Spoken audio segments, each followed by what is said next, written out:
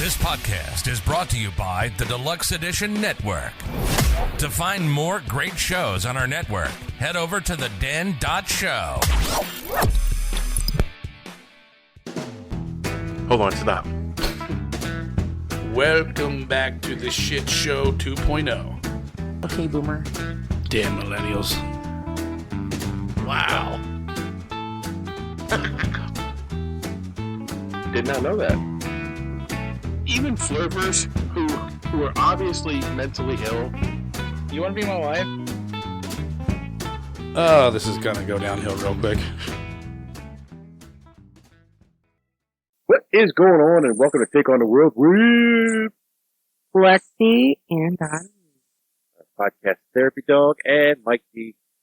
John could not join us today because he is a bum. He's a little bitch. Little bitch. Little bitch. We're still going to miss him. That's why we are, I am drinking this JB for Johnny Boy. Johnny Boy. You got a happy there. I have a apple pie mash. I have not tasted it yet, so I don't know where I'm going with it. This is delicious. It could go in a sink. Who knows? Go in my belly.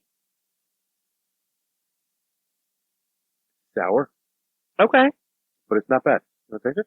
Yeah, your face is telling me that I shouldn't, but Oh, like that. just a little girl IPA drinker is drinking another IPA and she's just holding back her bar. Yeah, I'll have another one. Oh, it's so good. Oh, you sure you like that, sweetie? Yeah. I'm like, I am wearing our Deluxe Edition Network t-shirt. I actually am too. You don't have to take everything off and show us. Okay. No, you don't. Okay, go ahead. There we go. There it is. Deluxe Edition Network. We are on the Deluxe Edition Network. What is this month's podcast? I think it's Horsing Around. Wow, I forgot. Oh. Well, if you go on the den.show, they have a spotlight podcast, and for January, I think it is Horsing Around. Or All I know is I searched den.show and it came up with Dragon's Den and I have no idea what that is. the den. Yeah. Dot show. Boom. That's it. Horsing Around. There you go. You got it. Yeah, I don't know why I forgot it because I listened to that podcast and I kind of like it. It's very similar to us. Yeah. I mean, maybe not topic wise, but format. Sure. They're just being themselves. It's a good format. And talking like dudes talk. So shout out to them and Deluxe Edition Network. It is January. January 8th. We took a couple weeks off. Did we? We did not post for 2 weeks. Okay, but the last one we posted was the 12 movies of Christmas. Right, and it was the bomb. It was a pretty good one. I actually got a lot of good feedback on that one, so thank you for everybody who commented. Yeah. And feel free to subscribe and comment. Do all that fun stuff right below. Also, feel free to never disagree with me. I'm always right. Well, except when I'm right and you're wrong. It doesn't happen very often. So, a while back, I had an idea for a show, and I wanted to do Pennsylvania serial killers. Right. So I started doing some research to get some stuff ready for the new year, and I was going through, and while this is not technically a Pennsylvania serial killer, it is a serial killer with a Pennsylvania connection. Yes. He is known as the first serial killer in America. We'll just take everybody back to the year 1893. Actually, his mayhem started before that. It's true, it did. But that's when his big stuff started. Yeah, big stuff. All like everything, like the Everything bulk of it was climaxed then. 1893. This is H.H. Holmes. Holmes. Holmes. Oh. like probably how Moriarty talks to Yeah. Sherlock Holmes. Holmes. No, we're not related. So, H.H. Holmes was sometimes called America's first serial killer. He was a medical student and briefly practiced as a doctor in Pennsylvania. Pennsylvania connection. Hence, it fit into my Pennsylvania research. serial killer, yeah. He killed between 9 and 27 people, but they think his body total could actually be much, much higher and could have reached up to 200. Well, there's some debate on it. Yeah, there's a lot of debate on it. There's actually a lot of debate on the 27. There's so much big drama in this case, and I followed most of it so far. This was something that, like, I looked up when I was probably still in high school. They just had a special on Netflix. Really? Yeah, and I would watch it all the time. Oh, when you were in high school? Yeah, like it's still there, I think, but it was good. I think that one of the reasons there's so much debate about how many people he killed or how much mayhem he actually caused, and ultimately what that house that he built is actually like. And we'll get to that. I did a little Johnny jump ahead there because he's not here. I got to do it for him. Exactly. It was 1893, so record keeping and someone turning up missing wasn't a big deal.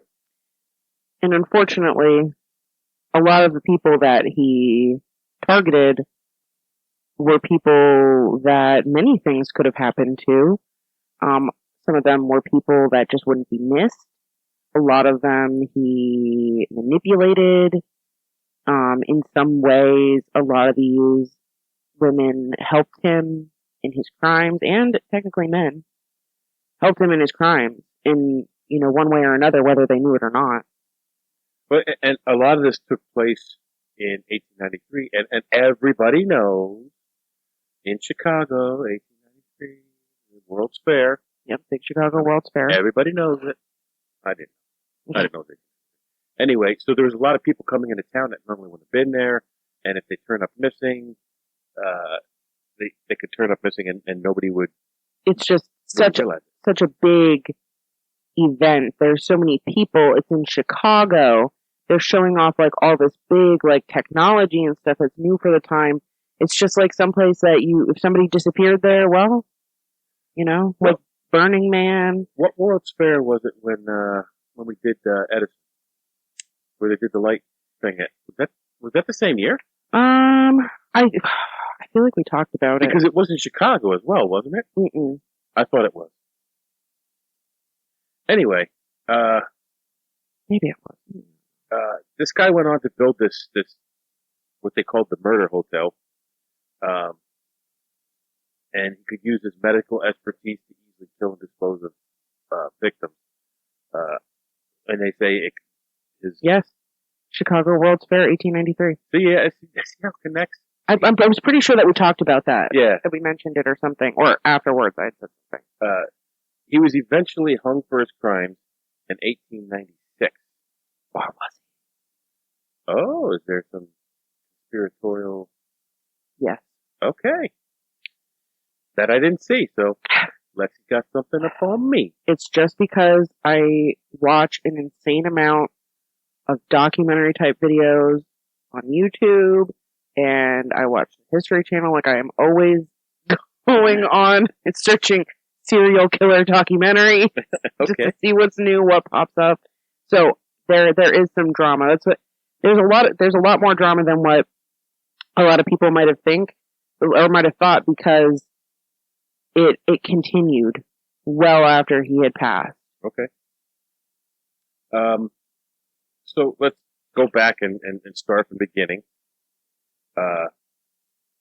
He was born Herman Webster Mudgett. I would kill people if that were my name too.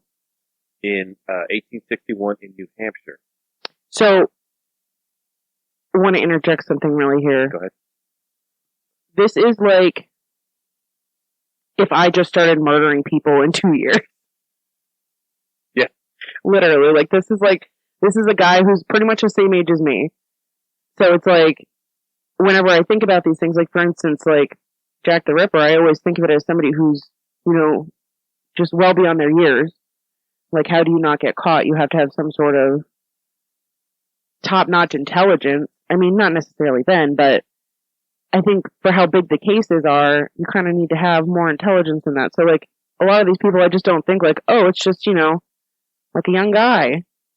And I guess this is, half of his life expectancy in the 1800s. So, Yeah. he is kind of, I guess, an old man. From an early age, he cultivated an obsession with death and fascination with human skeletons. This obsession is probably what led him to become pursue a career in medicine. So he grew up with this obsession. Right. He decided, I can see bones and guts if I go to med school. Exactly. And that's terrifying. So he graduated high school at the age of 16. Smart man. In some regards. And maybe just things were different back then. I don't know. Maybe they just didn't have as much school. I thought I remembered somewhere that he was like,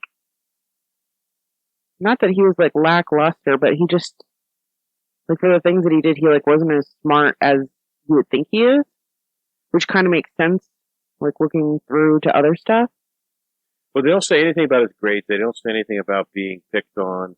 They don't say anything about him being sickly. Right, and I'm wondering if maybe we didn't there is not a lot of the information, and maybe that's why, like, in my brain, I'm like, I thought it, like, for some reason I just thought he was kind of dumb. And maybe it's also because I know how this ends, like how this turns out, and I just think that he was dumb for his actions. So, that could also be permeating. So, he studied medicine in a small school in Vermont before being accepted to University of Michigan Medical School. While he was enrolled in medical school, Holmes stole cadavers from the laboratory, burned and disfigured them. Then he planted bodies to make it look like they were killed as an accident. He did this, and this is kind of where his main crimes. Yeah. I mean, murder is horrible, but the main thing everything he did was about fraud. Yes, like that's what I was just about to say. It's like his prevailing MO. Like there's always something about getting more money, about like he did so much insurance fraud, it's disgusting. Yeah, I know. Like, and it was probably easier to do back then. Absolutely. So what he would do is he would take out an insurance policy on these people before planting the bodies. And then when the bodies were discovered, he'd collect the insurance. Right. And I guess because record keeping isn't what it is now, you don't have the digital age where I can look down and see how many times you've collected insurance money. Right. And I don't know how much these insurance companies communicating with each other. And also, I mean, I guess it's true in most cases in these times, like they did have pretty good death records, but I feel like they probably still weren't as good as they should have been if you're getting away with this much, insurance fraud. Yeah. They couldn't have been, taking a lot of care to see like, oh, did this person, and I mean, they didn't have computers. So maybe this person died someplace else.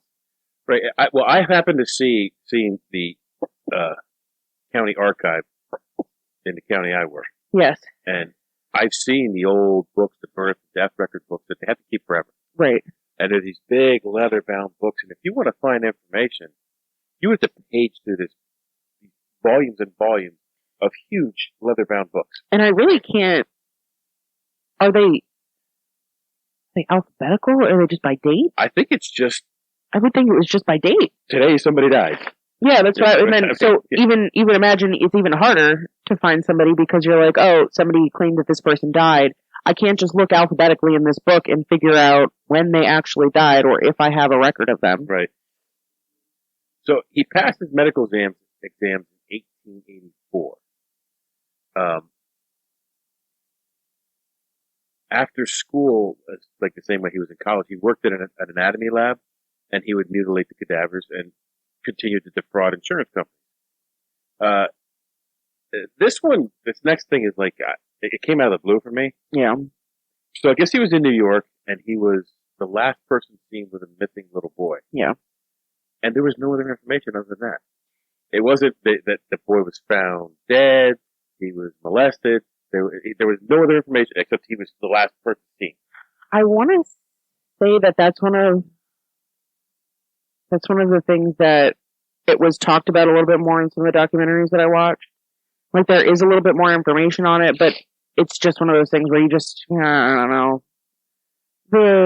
I'm watching that D&D campaign, and there was like this guard captain, and she's just kind of like, I don't know, like that's over in that city. Like, I don't know what goes, like, that's not my jurisdiction.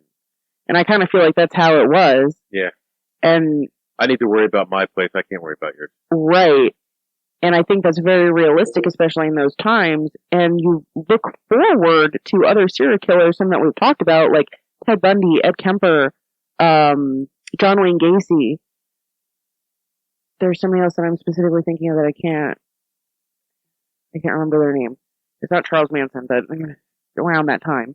But, like, you look forward to these other cases and you realize this is something that was bad even then.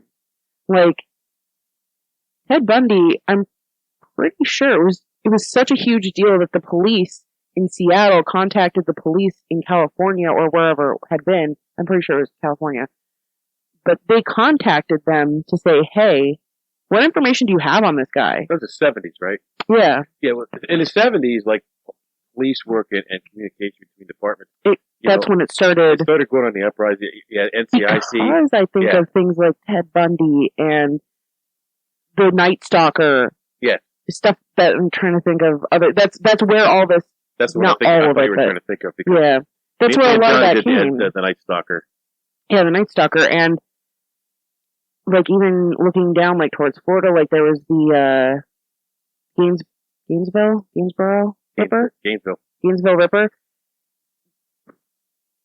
That one was another one where there were other murders that could have been linked to him that they're kind of unsure about. What did we just do where there was actually 3 serial killers operating in the United States at the same time, all with a similar MO? And it really threw them off in catching them. Me and John just did it. Are you sure it wasn't the Zodiac Killer? No, it wasn't Zodiac. Was it Trash Bag Killer?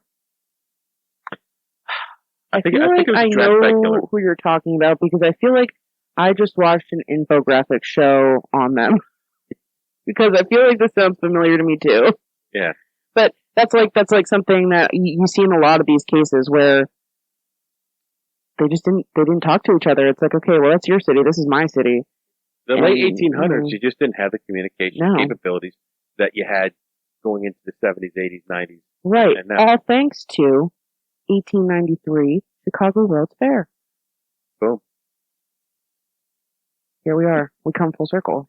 So right after school, he also worked as a pharmacist in Philadelphia, which you'll also see the pharmaceutical field becomes part of his main line. Kind of has to. He gave a customer, I guess he prescribed the wrong pills or filled the wrong prescription, and the customer died. So because of, being seen with this little boy, the cadaver stuff was starting to catch up to him, I think. Yeah. A customer dying at the pharmacy, he said, I need a fresh start. So whether it was those scandals.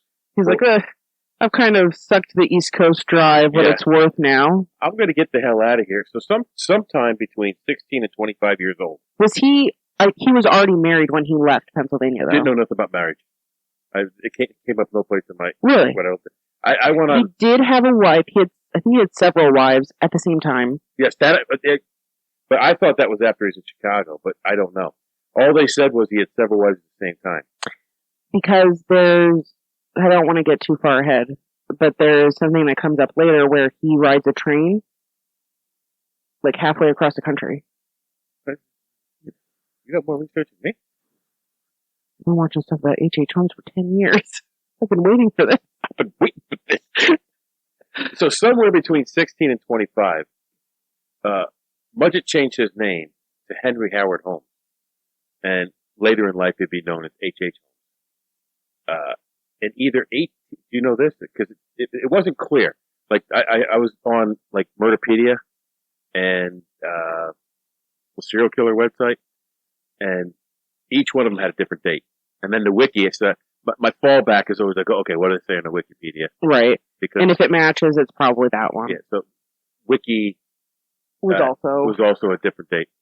So either 1885 or 1886, he moved to Chicago That sounds right. with his new name, and he began working at a drugstore on 63rd Street. That portion of the city wasn't really built up yet. It was, It's like, if you look at pictures of this part of the city from 1885 or 1886, it looks like more of a residential area. Right. It looks like more of a residential area, kind of like one of those places where you have almost like, not a development, but like that kind of feel where it's just a lot of houses and stuff, and then they put a Walmart there or something. That's kind of what it's like. And there was still a lot of open space. Right, because before the World's Fair, which is coming up in 7 years or whatever, before that, there was, that was kind of like the culmination of everybody coming together, and we're going to do science stuff, we're going to do stuff to improve the world. This is kind of like almost peak industrial revolution. Yeah. So you're looking at, going from a city where people live to now a city that is going to be at the forefront of the world. People came from all over the world. So all of a sudden, Chicago is on the map. Is on the map. It's Chicago. Yeah. You know what I mean? I was joking around, and it was, I can't remember if it was Detroit or Chicago, but it was one of those dirty cities, and that's just kind of how you see it now, because Chicago is so big now. And this is before all that happened. This is driving down the road, and there used to be all fields around here. Now there's the McDonald's and the Walmart and the Cabela's, and, you can remember, when that wasn't there. And that's kind of what, this is.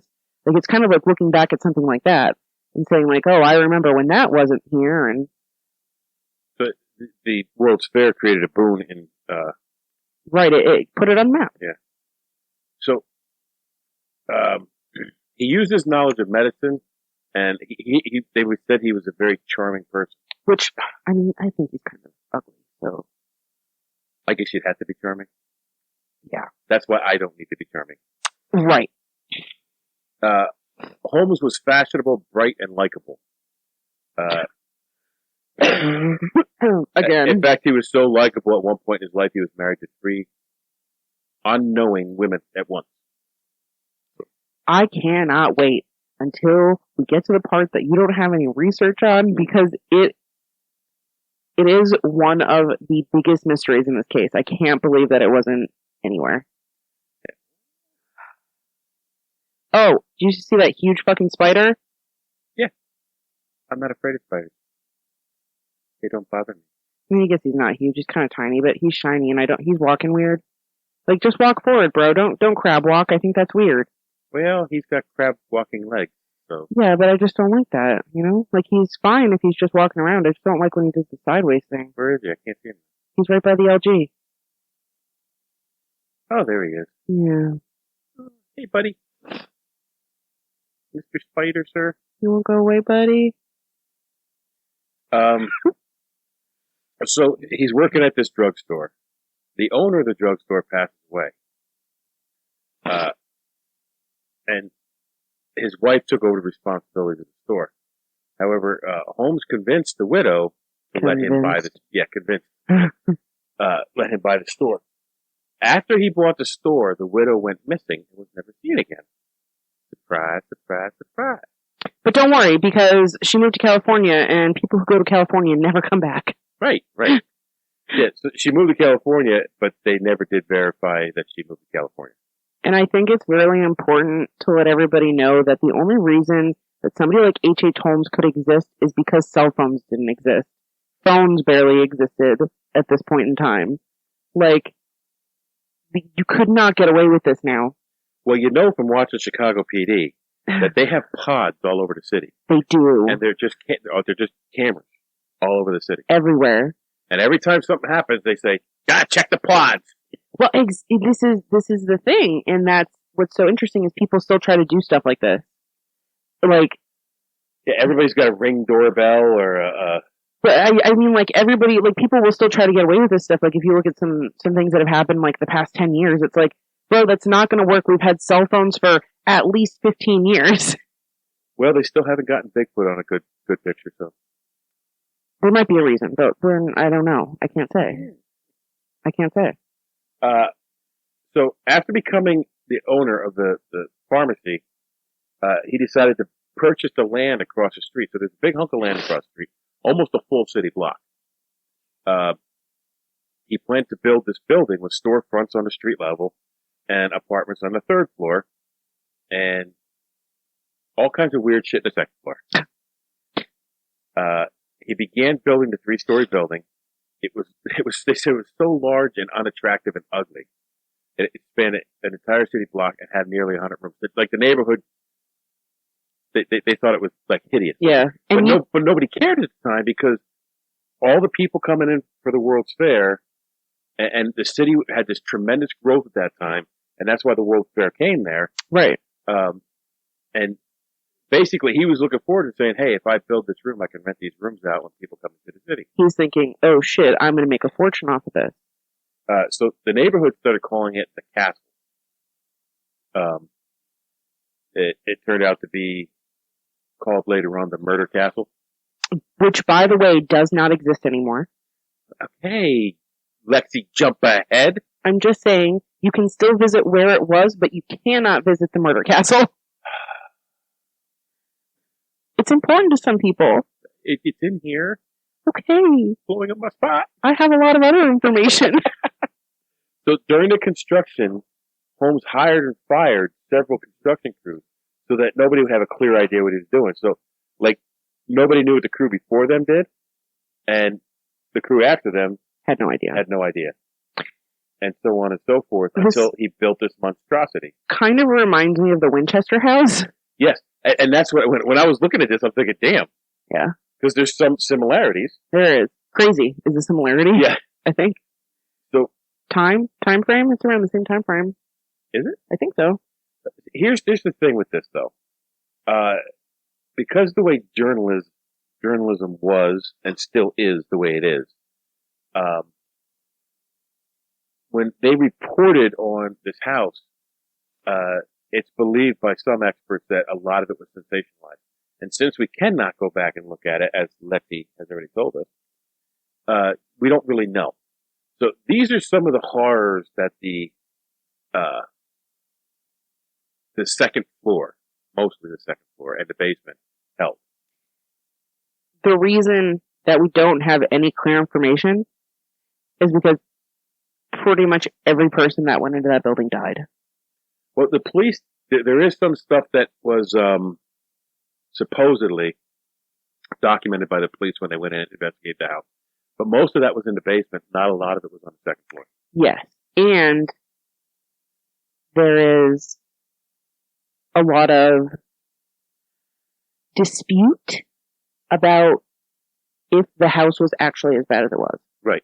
Because nobody knows. Nobody knows. And the journalists did what they do. They sensationalized everything. Right. Because they were trying to sell papers. Exactly. So, the second floor is allegedly full of asphyxiation chambers where they had natural gas in the city. There were supposedly tubes running into these rooms. You get into the room, the door would close behind you, the gas would turn on, and you die. Supposedly there was mazes, hidden stairs, doors that open into brick walls, staircases that led to no place, which is made me think of the Winchester House. Yeah, that the doors to brick walls and the stairs to no place are what really got me there. Hinged walls and false partitions. There were some rooms that had 5 doors and some rooms that didn't have any doors. A secret airless chamber that was found underneath the floorboards.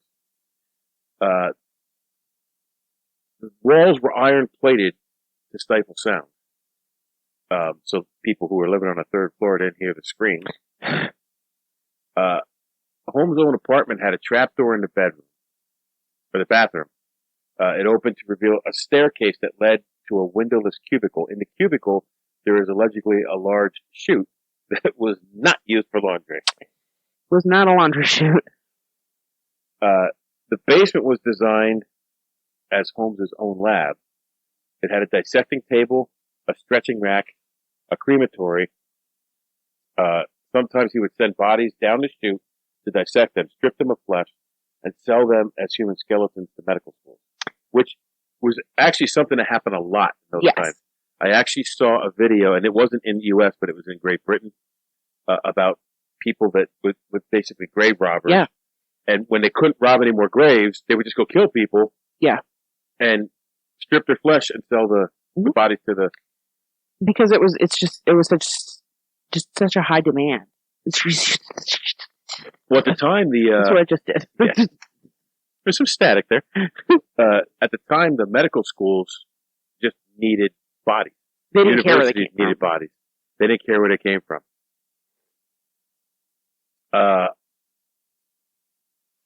All of the doors and some of the steps were connected to an intricate alarm system.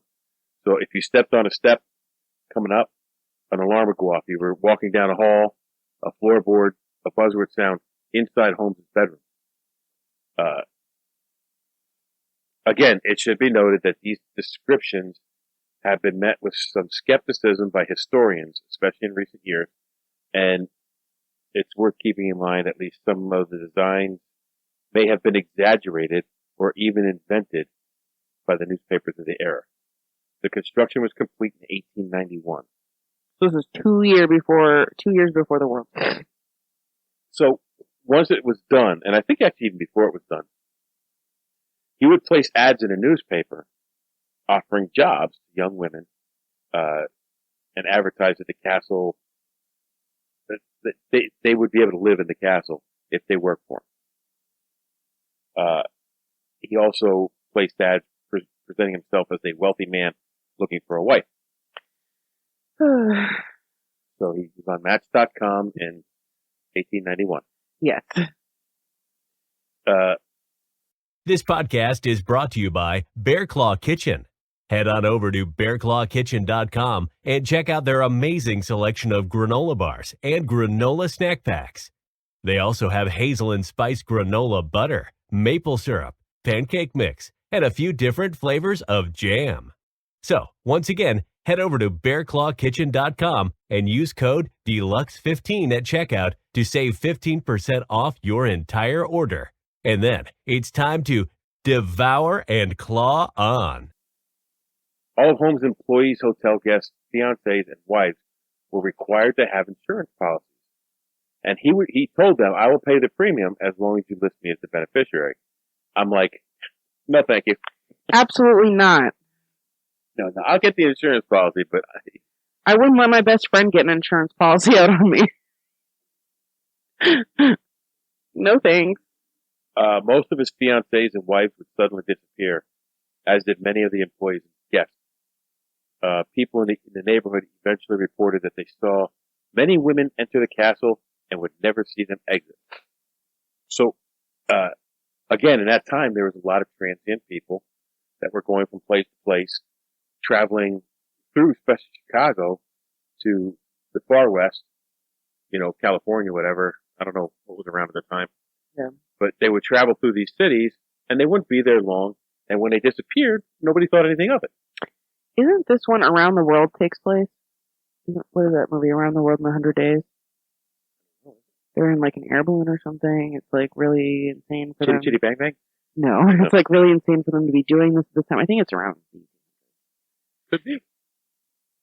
Or early 1900s. In 1893, Chicago was given the honor of hosting the World's Fair, a cultural and social event to celebrate the 400th anniversary of Columbus discovering America.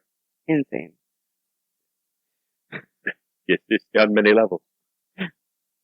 The event was scheduled from May to October and attracted millions of people from all over the world. When Holmes heard the World's Fair was coming to Chicago, he looked at it as an opportunity, not only to expand his killing. Yeah, so a good point here to make would be, or a good point to make here would be that he was going to do this anyway. Yeah. It wasn't for the World's Fair. No. he was just going to do this anyway. And he was just like, oh, I had a really good idea. I did this. I executed this at a really great time. I'm in luck. The influx of people just made it so much easier. Yeah. And he looked at it that as an opportunity. Especially because, like we mentioned, this is people coming from all over the place. Right. So out-of-town visitors would be lured into the hotel, either with a cheap room or work while they were in town, whatever. Yep. And then it's just like, they would just disappear. You know, Johann left Germany and he's not back yet. Yeah. I don't know why. We can't talk to him. He decided to stay in America, and it takes really a long time for a letter to get home. Yeah, Holmes would send a letter and say, oh, yes, hello, is this the family of Johann? I just want to let you know, he's just going to stay here. Yeah. That's pretty much what this guy does. And it's insane that it works. So maybe this is while he was doing the train traveling? So throughout all of this, He did. Holmes traveled throughout the U.S. committing insurance scams with an accomplice, Benjamin Pitzel. Pitzel, Pitzel. I think. That's how I've always heard it pronounced. But it could be Pitzel. Pitzel. Pitzel. P-Zilly. That is an important name. Yes, it is. Once the World's Fair had ended, Chicago's economy went into a slump.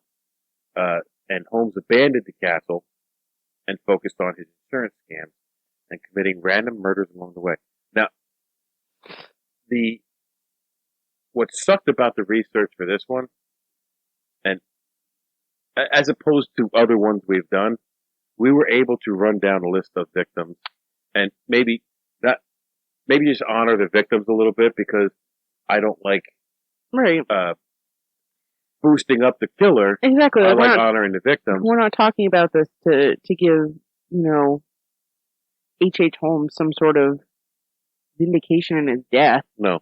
It's just about, this happened, this is fucked up. And let's learn from it. Let's not repeat history. Exactly. However, there is no list of victims for this guy. Because there is no way to know. Right.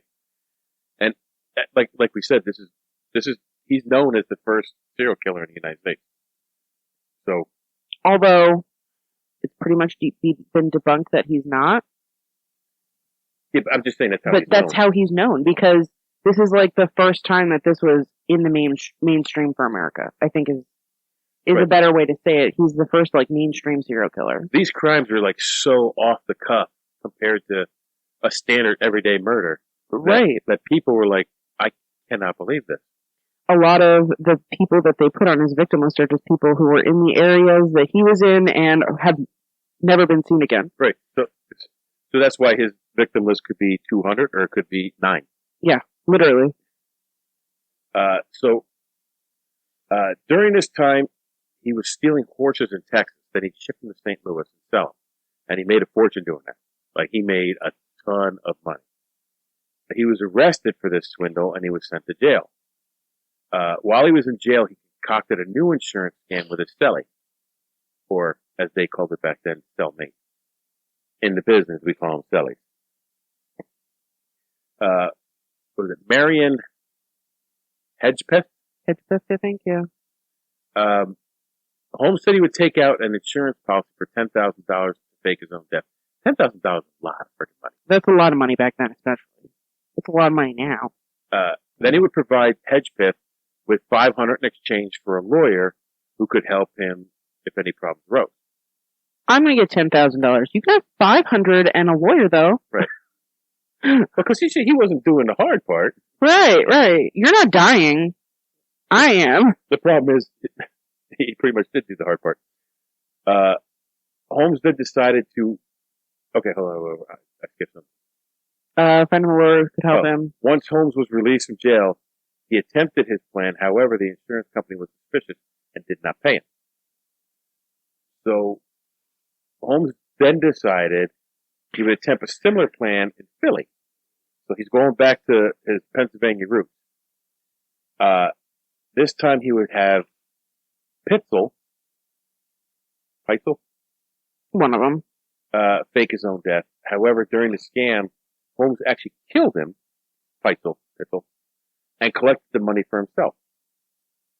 And in 1894, hedge path back in the sink. He was pissed off that he didn't get any of the money from the initial scam.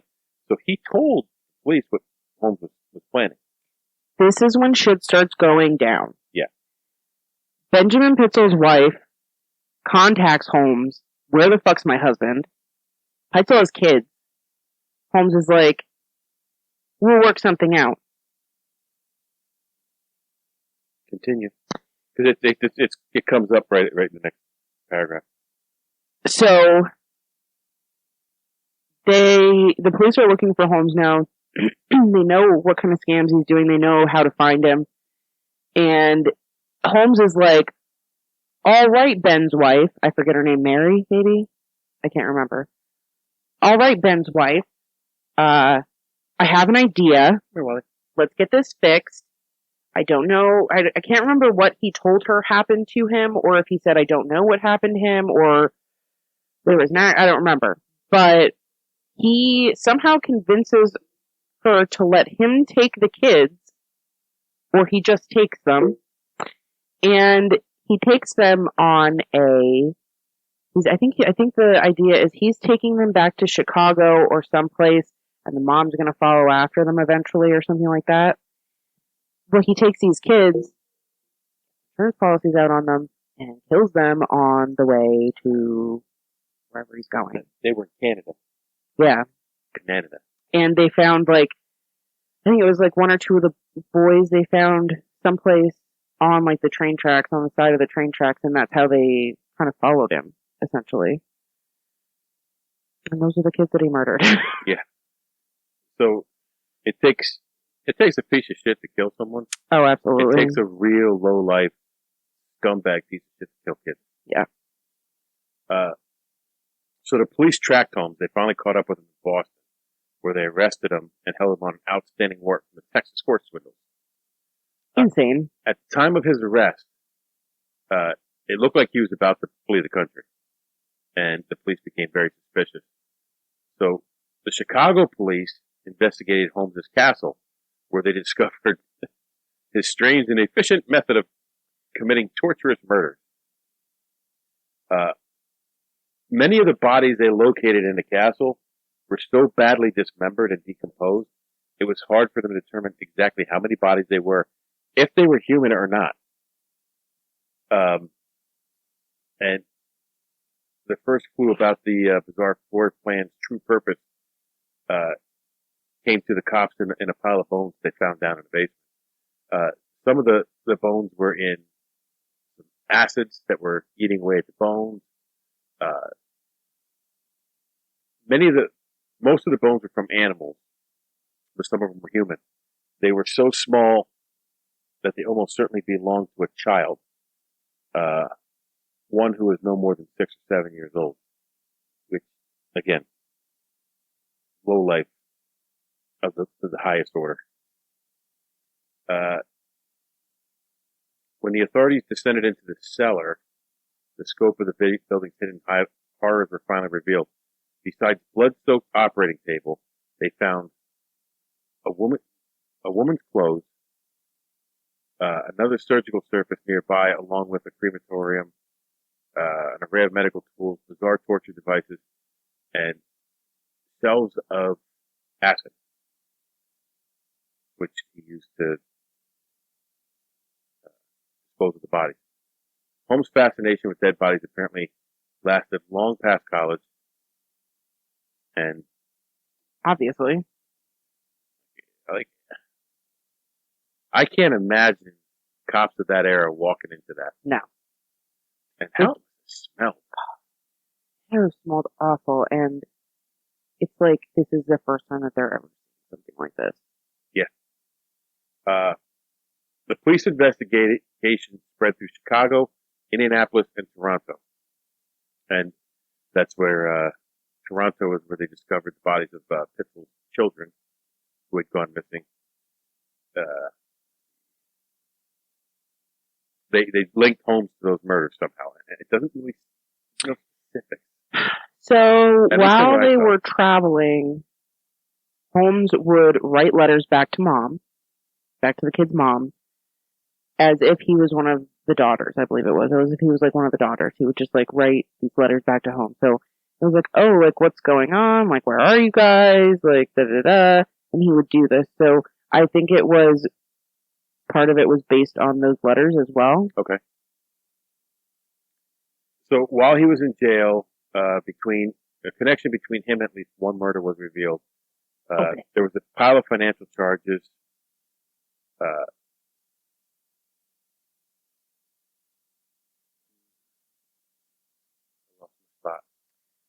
Oh, a pile of financial charges. But then they're like, oh, you also did all this shit? Okay. He was officially linked to 9 murders total. Although when he was giving his confessions 3 different times, he gave different numbers. And he committed to at least 27 murders, but every time he confessed, he would give him a different number. So the true amount of victims is impossible to corroborate because the home was specifically equipped for Holmes to disintegrate leftover body parts in acid baths or burn them in the stove. So, like, you don't know how many people were burned. Right. It says in one pile of ashes, an investigator found a gold chain from a woman's shoe. Oh, like, those penny loafers. Yeah. or like, a high heel with Yeah. just a Very true. a dainty little chain on it.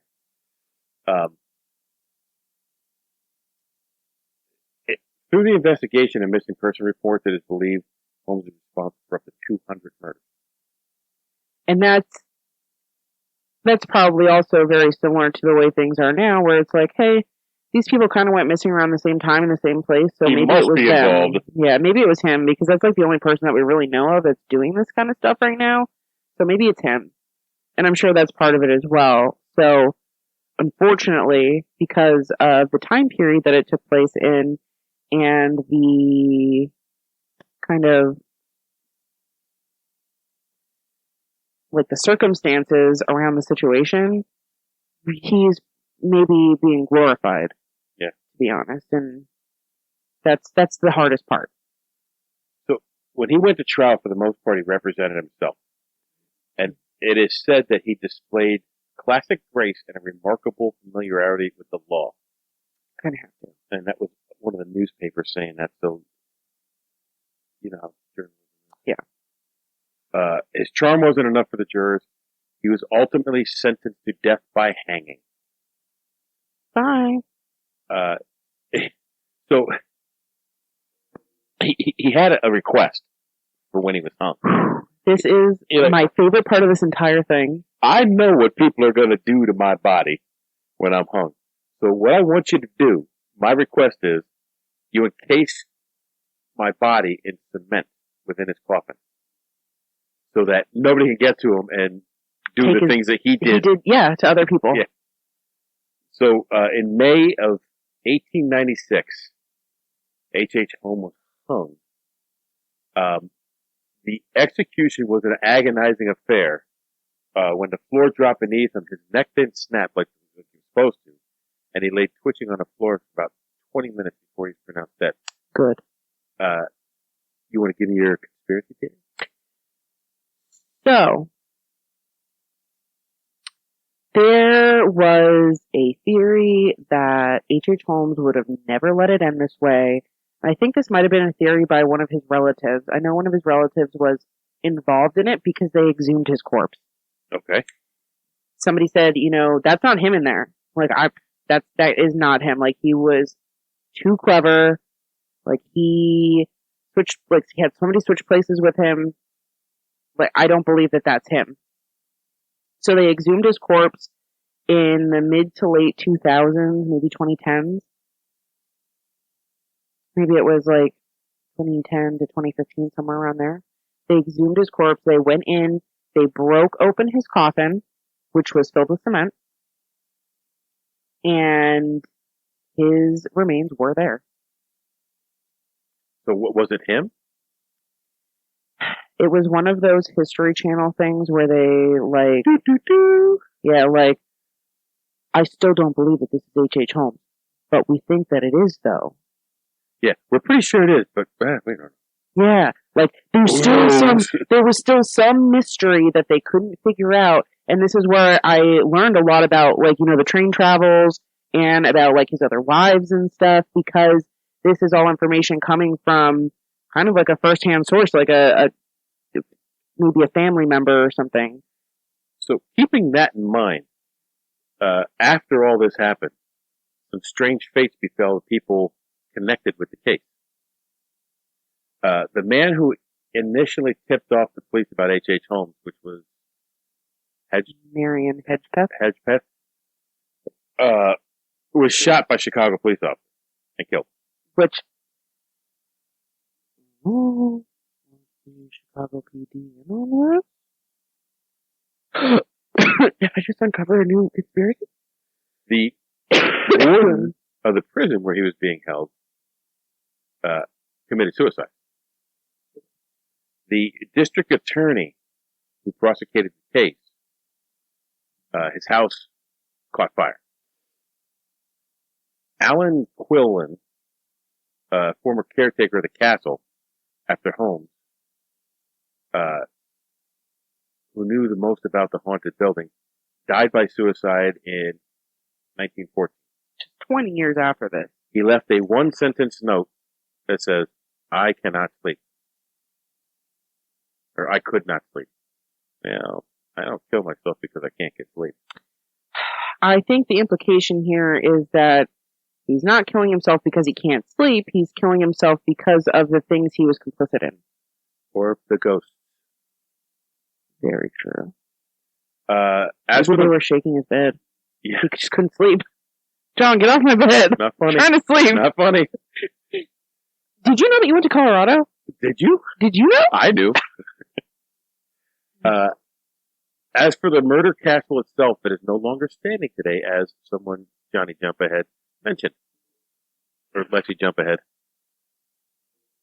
Lexi Lunge Ahead. He's not here. We have to. This is John. Homage. We have the homage to John. We have his knife. This is Johnny Boy. Wood with knife in. And if anybody can see my when in doubt, drink a stout glass. It's another official Take on the World beer tasting glass. Nice one. It's good. Anyway, the structure. Did it burn down? Yes. It was short. Okay. Let's go back. They decided they were going to make a attraction in Chicago, and named it Holmes Horror Castle.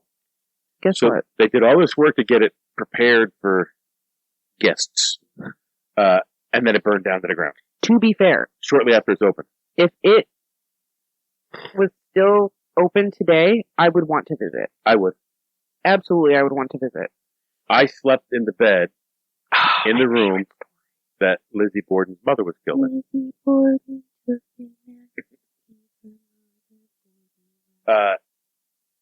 So it was gutted by fire.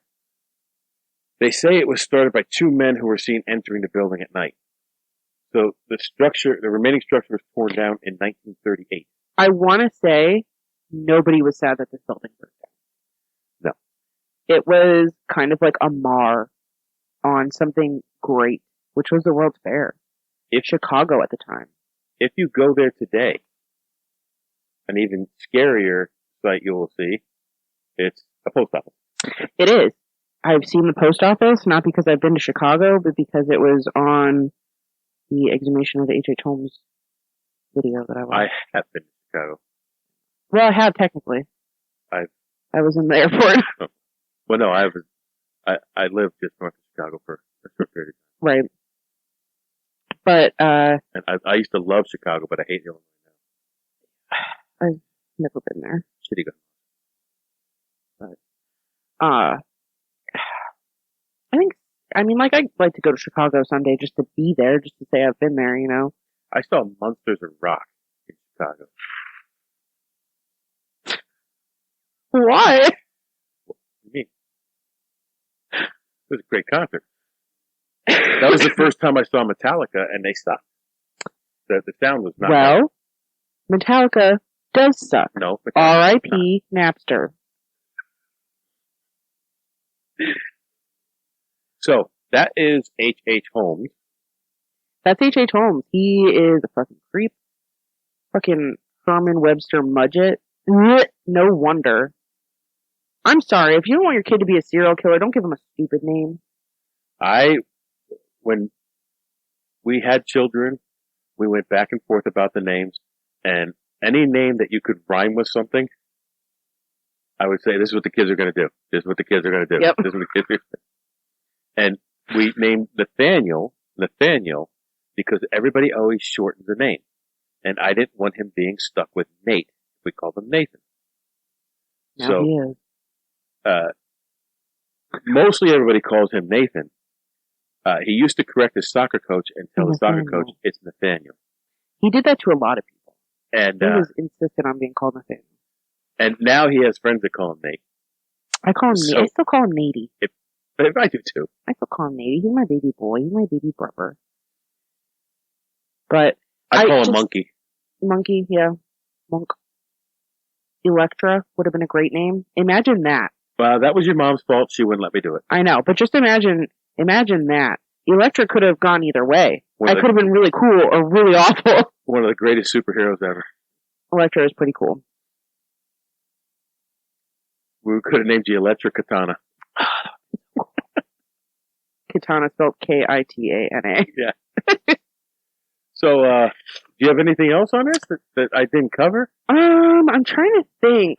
I think we covered pretty much everything. There was some stuff with, like, a lot of the women that he would marry and murder for their insurance money. Like, I think he had 3 wives at one point, like, at the same time, all in different states. Like, there's not too much that we missed. I know that there were some, like, weird things that happened there, but it's been so long since I watched that video, since I watched that documentary. It is a very good documentary, and I'm pretty sure it's either called America's First Serial Killer, H.H. Holmes, or just H.H. Holmes documentary or docuseries or something like that. It's very, very good, and I highly recommend it. It's older, so, like, I mean, it's at least 11 years old now, for sure. So it's definitely something that, I don't know, maybe is a little dated now. And you can tell if you watch that documentary and then go back and watch the newer one where they exhume the corpse and everything. It is so easy to tell how much information they gained from that one to the other one, because the first one still talks about this. We're not sure how many people he killed, and his home was a murder castle. And in the new one, they kind of say, these are all the alleged things. This is what we know for sure. And this is what people debate about. But apparently they connected him to 9. Right? Yes. For sure, at least 9.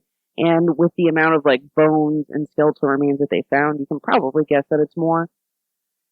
He confessed to at least 27, but he gave different numbers every time he confessed. So we don't know. Who knows? It's one of those things where you're never going to know the entirety of the story. Exactly, and unfortunately, that's I think that's just the way it is, because he's dead. It's a different time now. The only way that we will ever know anything is and I mean, they can't, because a lot of these people were cremated, but, like, if you could get a hold of those bones, but they would have to have, like, DNA from everybody. Yeah. To be able to even say, I mean, I guess they could look at it and they could say, oh, this DNA looks congruent with somebody who lives in this country, or, you know what I mean? Like, I'm sure they could do something like that, but we're never probably going to know who these people were. Nope. So, H.H. Holmes, a real shitbag of a person. Absolutely. One of America's first serial killers. I'd like to know do you know who they have listed as America's very first serial killer? Like, for sure? I want to say it was either a woman or a couple. Really? A woman? That's an oddity. I think it was in the earlier 1800s. I'll have to look it up. I don't remember who it was, but I know that they said that there were a couple people active around that time. They're just not exactly sure, which would have come first. And again, how many people have, at that time, could have been killed and they got away with it? And part of this is because H.H. Holmes has been doing this for so long. At this point, he's been doing it for what, like 10, 15, 20 years. So there is a lot of speculation that he did not just make this house and decide to kill people. That, I mean, obviously he's been doing these, you know, insurance fraud scams, stuff like that. So there's a lot of information that points to he probably did this before, at least once or twice. You've got to get the idea from someplace. So we took on H.H. Holmes, one of America's first serial killers. I think that he still deserves the title because he is the most known from the time period, regardless. I mean, if it's a woman, I think she deserves it, but if it's him, fine. Well, we'll have to look it up and find out for the next true crime. Yeah, maybe my next true crime will be America's first female serial killer. There you go. And I'm going to continue on the path of, I want to keep doing some more Pennsylvania serial killers. I also want to do the Shambo Tavern. Which is that? Right over here. It was way back in the day, travelers would come along and stop at this tavern and disappear. Shambo? Shambo Tavern. Your mom actually interviewed the guy who wrote a book on it, and his short film based on it, has won awards at film festivals. Awesome. I don't know the guy's name off the top of my head. But we'll have more information about it. But I actually have him. He's like a friend on Facebook, so get some information. I'd love to try to get an interview with him because I figured out how to do that now. I just got to do it through my laptop or get another camera. But anyway, I want to do that. John knows the story of the Shambo Tavern, which was when I pictured it in my mind, it's somewhere on the mountain between here and New England. Okay. That's where it was. Okay, but that makes sense. Yeah. But that's a cool thing. Yeah. So we have some cool stuff coming up at least, you know. And if there's something out there that you'd like us to try to talk about. If there is something that you are afraid to take on, please email your friendly neighborhood podcast. Take on the world 411 at gmail.com. Take on the world 411 at gmail.com. We will gladly take it on for you because I am telling you, our brains are just full of information. We know pretty much everything. Everything, yeah. I think if you ask us to do something, we'd be able to do it very easily. If I don't know it, it's because it doesn't exist. Exactly. So, we did all that. Now you go take on the world. Our podcasts exist because of listeners like you. To find other great shows, head over to the Den.show. Thanks for listening.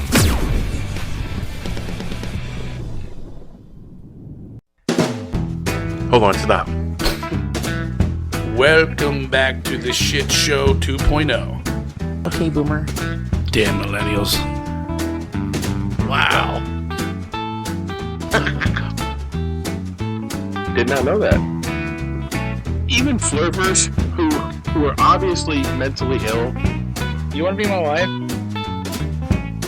Oh, this is gonna go downhill real quick.